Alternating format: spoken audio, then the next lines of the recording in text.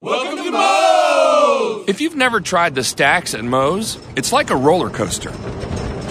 Filled with 2 crispy tortillas, you realize something big is approaching.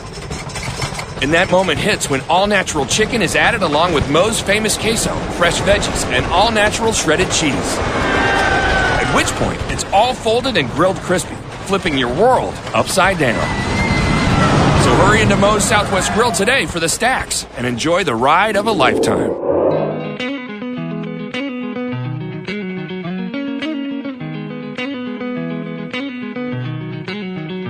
We are in the circle. NorthJerseySports.com's original multimedia series talking all things softball in North Jersey. This is Season 2, Episode 5.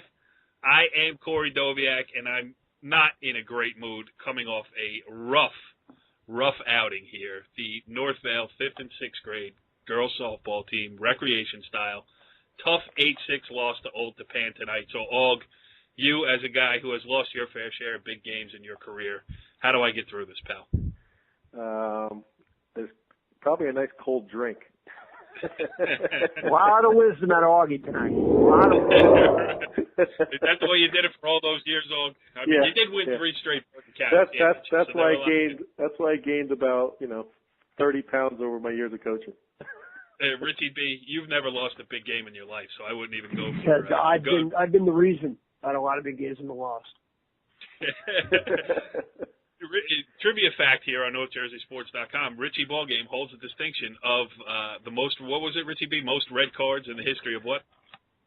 Well, I did lead the nation in yellow and red cards, and I also am probably the only person in soccer to score an own goal in the last minute of double overtime, both in high school and college. Well, see, I should have gone to you first. You made me feel a whole lot better. That's Yeah. all right. Tough call at second base. Yeah, own goals.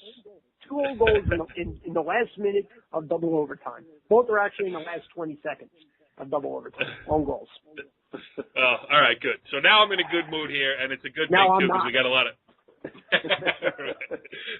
we got a lot of softball to discuss here, as the county tournaments are either done, almost done, or getting close to done in Bergen, Morris, and Passaic County. Let's just start with the wrap-ups here. Passaic County, Augie, I know Passaic County is near and dear to your heart. DePaul with a big win over Wayne Valley the other night to clinch a 4th straight Passaic County championship, and the Lady Spartans have really separated themselves from the pack in Passaic County over the last handful of seasons. Oh, absolutely. And honestly, DePaul, after early season, I believe Richie saw him play a couple times. 15-6 game losing and 18-3. DePaul's really turned it on of late, and I think they're up to 18-4, including beating Northern Highlands this week, 3-2, and then just motoring through Passaic County. I don't even think they, if I'm not mistaken, I don't even think anybody scored a run off them in this tournament. But Right. It's just they're heads above everybody else. They're just Yes, dominating. and it should do wonders for the parochial public debate going forward here, the dominance of the Lady Spartans. But, I don't know if anybody's recruiting to Passaic County softball. But a good job by DePaul nonetheless. 4 straight county championships.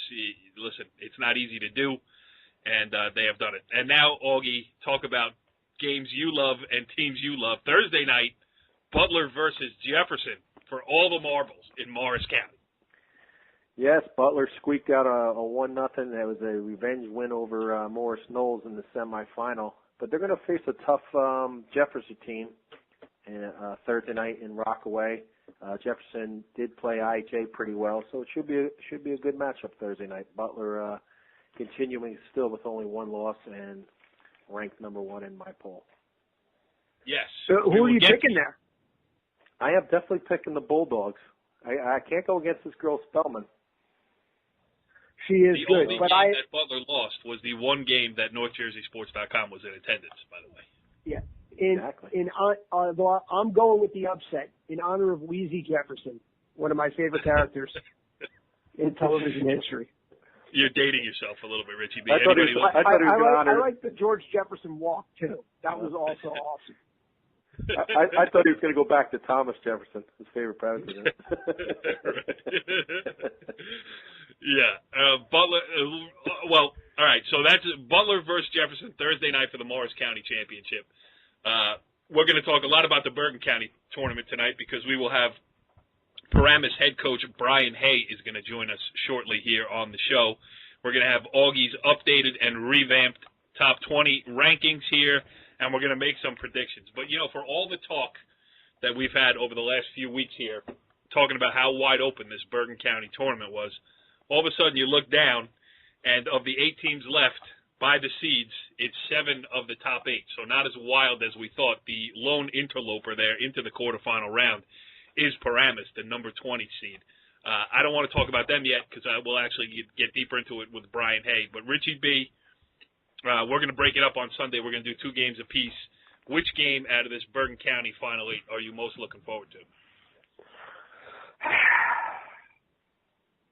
It's not that hard of a question. It sure is. I got to say Mac and Conception Highlands. I just think that, you know, Mac and Conception has, played an incredibly tough schedule, and they've taken some losses that, you know, maybe some like Mount St. Dominic, which you kind of figured they would take, and some that maybe they didn't think they would lose. And Highlands, you know, is kind of rolling along, and then DePaul beats them. And so, right. You know, I think they're both a little bit off kilter, and who can get those first, you know, 1 or 2. If they get, whoever can get an early lead, I think is going to be able to maintain it because Sarah Pining has pitched a million big games, and Katie Duncan, I think, is as good as it gets. You know, her along with Lisa Higgins in Bergen County. So that's going to be a matchup to watch. You know, we'll give our predictions later, but it's going to be a good one. Yep, I agree. Augie, what about you? I'm looking forward to Demorest Ridgewood. Honestly, we had. Now we should mention Augie. I mean, the black cat that is in the circle here on NorthJerseySports.com. I mean, you know, Brian Hay kind enough to join us tonight, but it's getting hard to get some guests around here, Augie. I mean, we're killing people. It's been brutal, but you know what? Hey, Keith survived. You know, he lost his first 2 games earlier in the week, but came back and beat Paramus Catholic, and then just recently beat Ridgewood. You know, by 3. Yes. So, but I think it's, you know, I'd like to see the rematch in, you know, in that game. And can he beat Higgins twice? I don't know if honestly if she pitched or if, you know, like Indian Hills PV, they both pitched different pitchers going into their, you know, county game. So I don't know if Demorest and Ridgewood did the same thing, not showing their aces.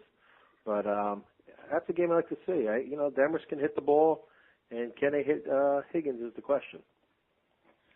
That is the question. And, yeah, Demorest as good top to bottom in their lineup as any team in Bergen County. So, you know, it's not like you get to the number 5 batter and then you got to wait till the next time around. I mean, they can create runs at the bottom of their order, and that certainly is going to be interesting. Indian Hills, all right, why don't we do our predictions first, because then we'll talk about Indian Hills Paramus, because it sets up a whole bunch of interesting things are set up here in this quarterfinal round. Because if Indian Hills does beat Paramus and top-seeded IHA does beat number 8 Mawa in the other quarterfinal game, that sets up a rematch of last year's Classic County Final, one of the best games that all 3 of us have probably ever seen in our lives, any sport, in this year's semifinal. So that would be a great storyline. Whoever wins, Immaculate Conception, Northern Highlands, Demorest, and Ridgewood, any of them going for a county championship is always news. I mean, I know Ridgewood has won one relatively recently, but the other 3, not so much, and it's going to be interesting there. So, Richie B., I will start with you because you are the master of the prediction here on NorthJerseySports.com. It doesn't matter the sport, doesn't matter the season. I hate to admit it, but you kill me every time we make predictions. So you go first, and then I'm just going to copy you. All right. We'll start with the top side of the left bracket here with top seeded IHA. I think that's I say IHA 7-1. I like Mawa's pitcher too, Nicole Curley. Her really good control pitcher, but she's old. To beat IHA, I think you almost need a pitcher that is effectively wild. And I mean, Curley's going to throw strikes, and IHA's going to get their swings. I think they're going to put a couple runs late. It's going to be 7-1. Indian Hills Paramus in the upset, 3-2. Wow. Demarest Ridgewood. I think Ridgewood's especially losing to those. I think they're going to be out for blood. I think it's going to be Ridgewood 3-zip. And in the other one, I think it's going to be the best game of the day. Immaculate Conception wins in extra innings over Highlands 5-4. Wow. Okay. Augie, how do you follow that? Well, I'm going to stick with the IHA pick, that's for sure. And I'm going to go with the best division in the Big North, and that's the Freedom. And the next 3 teams I'm picking are all from the same division: Ridgewood, Indian Hills, and Northern Highlands. All right. And I am going to go with IHA to beat Mawa. I'm going to take Indian Hills to beat Paramus. Northern Highlands, because I am heavily on the Highlanders bandwagon. I saw them last week against a good Ramsey team, 5-1 game. Katie Duncan is good, and I like a lefty pitcher in a big spot, one who can throw strikes, and she can certainly do that. So I am going to go with Northern Highlands there.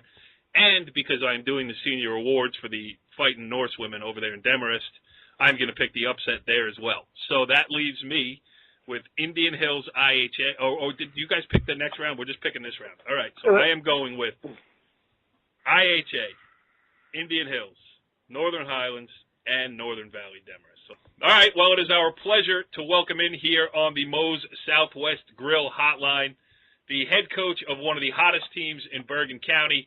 He is Paramus Spartans head coach Brian Hay. Coach, thanks for joining us on In the Circle.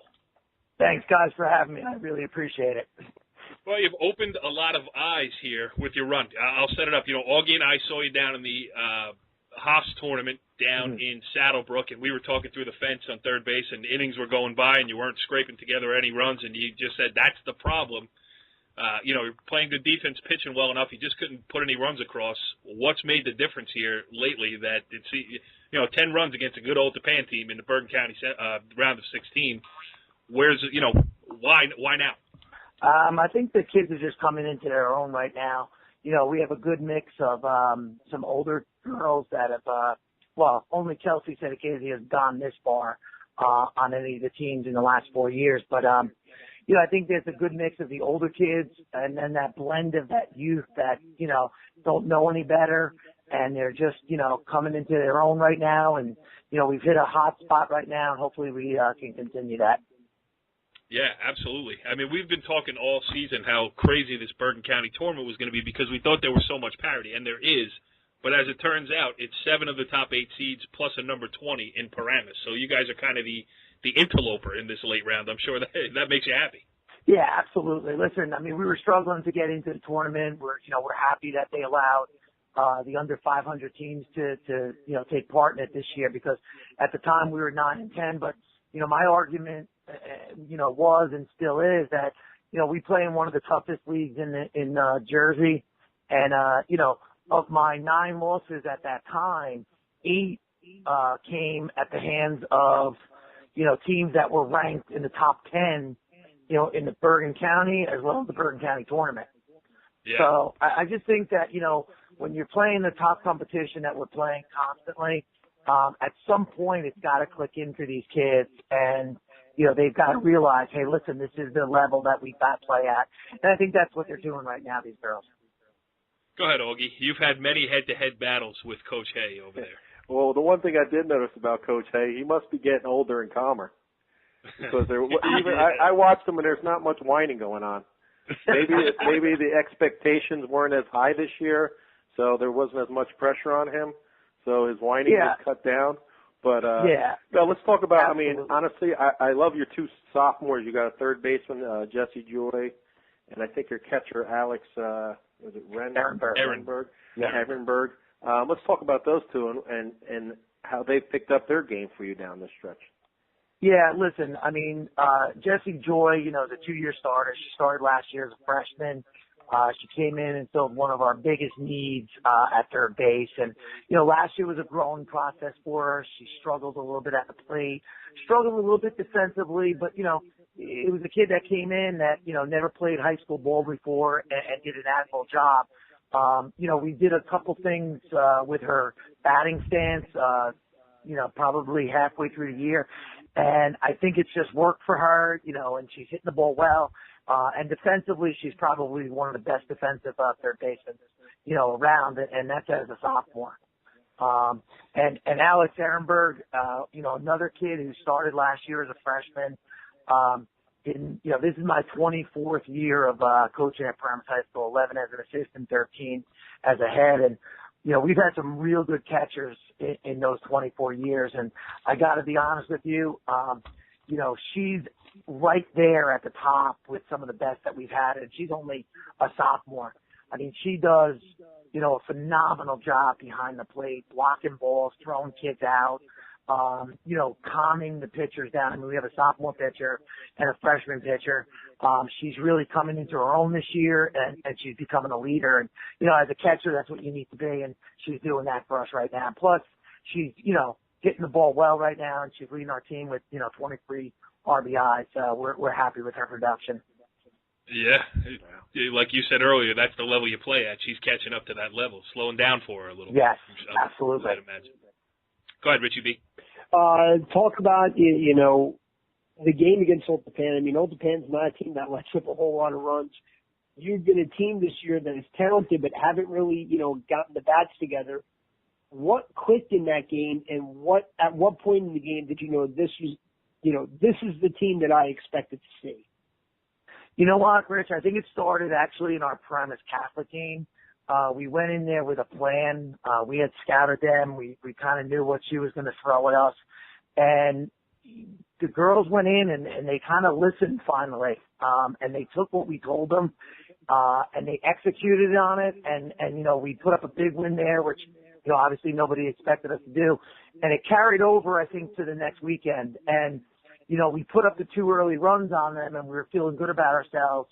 But once again, we're a young team. None of those kids had been in that spot except for Casey. So we kind of let them back in the game. But then in that, that 7th inning, we just said to them, hey, listen, go after this. Like, this is your time. You guys, nobody expects you to do anything. And, we got those key hits, and I think they just started feeding off of one another. And listen, that's what younger kids see, and they just try to jump on board it, and I guess that's what they kind of did. And this is different for you because, so many times, so many years that we've been covering you, you've been a front runner. Like people say, oh, you got to, has it been a little bit, Augie likes to bust your chops a little bit, but is it a different experience for you? And are you enjoying the fact that kind of you're the long shot playing from behind, and closing in on people rather than, everybody trying to going after Paramus? Yeah. Listen, when we got into the tournament, I put a note up in the dugout, and it was the email that was basically saying that they were letting 500 teams in. And I put underneath it a little quote. I just said, you got a gift. What do you want to do with it? With question marks. And the kids all got excited when they got in the dugout. I think that started their process of thinking of, hey, listen, you know what? We've got nothing to lose here. And they just, they got the confidence, obviously, with the PC win. But, in our last 8 games, I think we're like 7-1. We've beaten, Mawa. We beat, obviously, PC, Old Tappan. And I think that just with each game is building on that. They're building on their confidence. But, going back to what you said before, it is foreign territory for me. I mean, usually we're in the top 10 every year.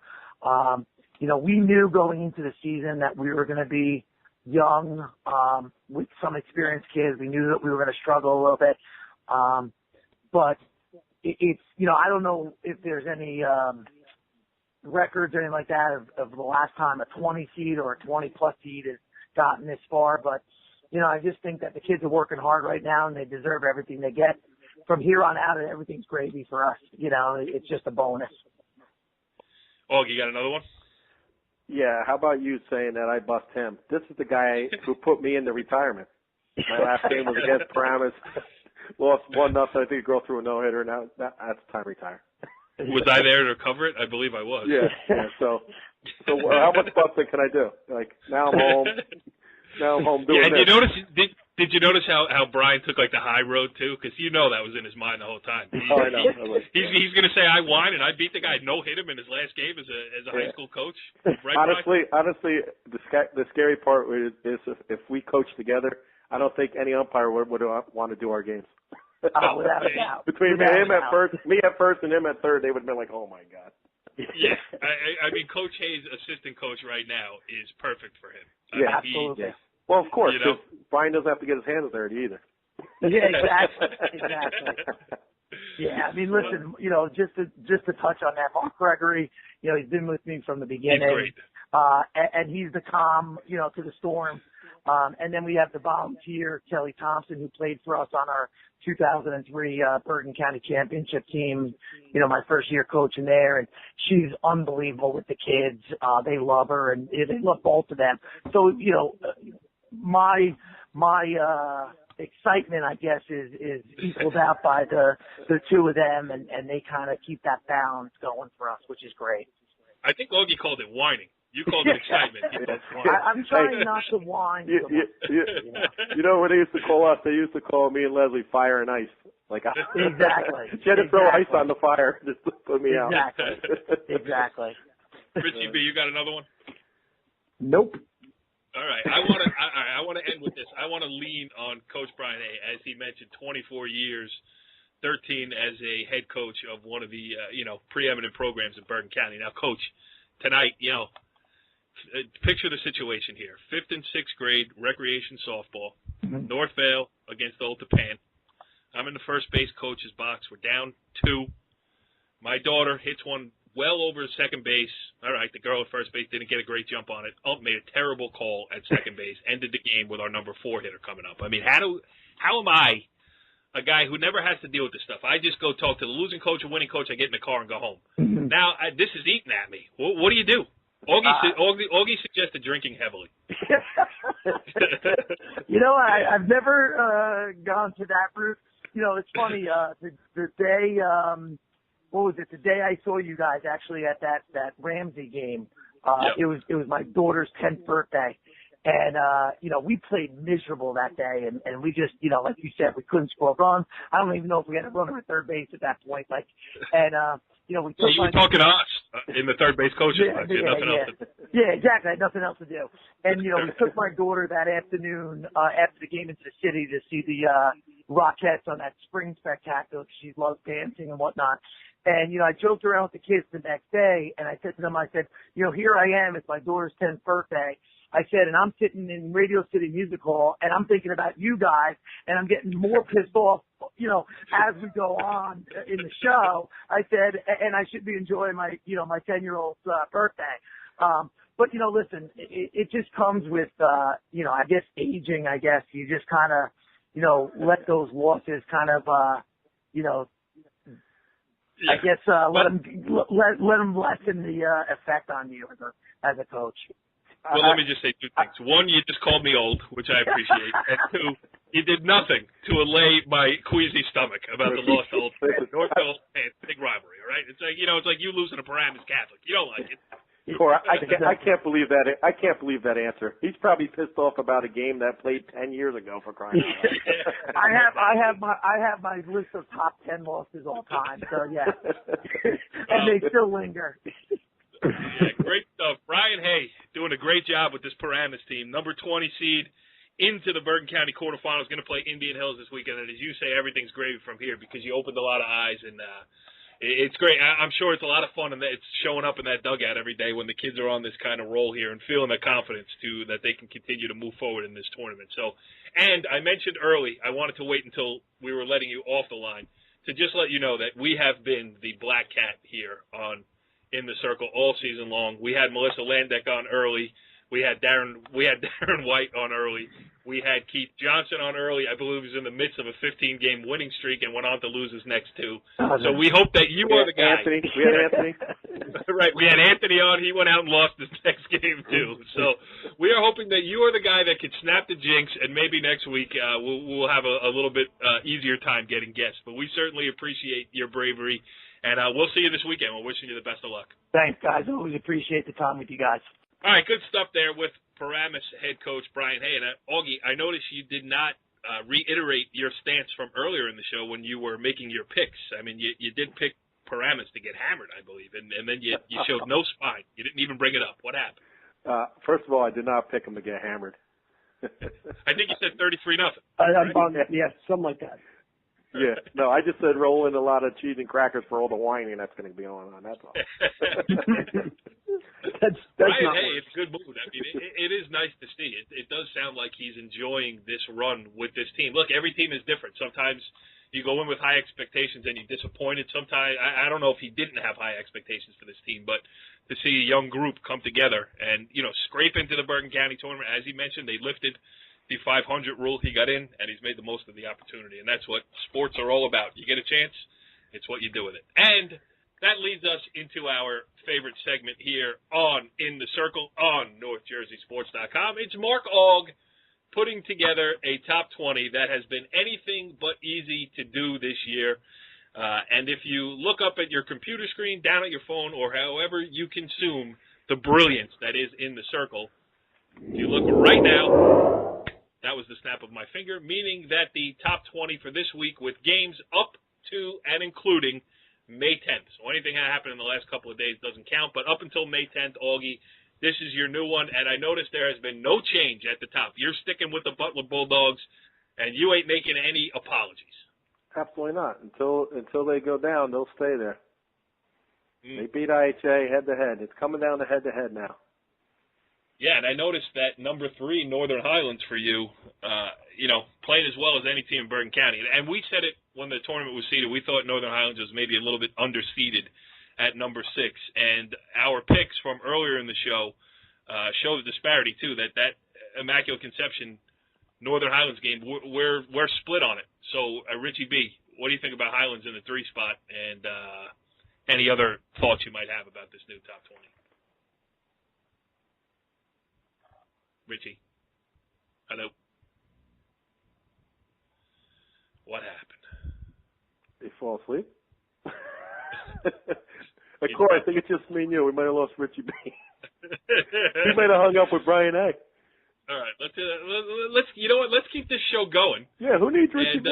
He told me he said he needed a nap. I guess it was true. Here's a little background of how things work here on North Jersey Sports. I'm not even going to edit this. I'm going to leave it, and we're going to try to get Richie Ballgame back on the show here. I'm back. All right, we did not stop taping. I asked you, what do you think of Highlands number 3, and what do you think of anything else in the top 20? What stands out to you? I would say I think I liked it better when you were off the line. Yeah, I'm just as effective. I thought we thought you took a nap and fell asleep. No. Yeah, Augie, isn't he a little bit boring tonight?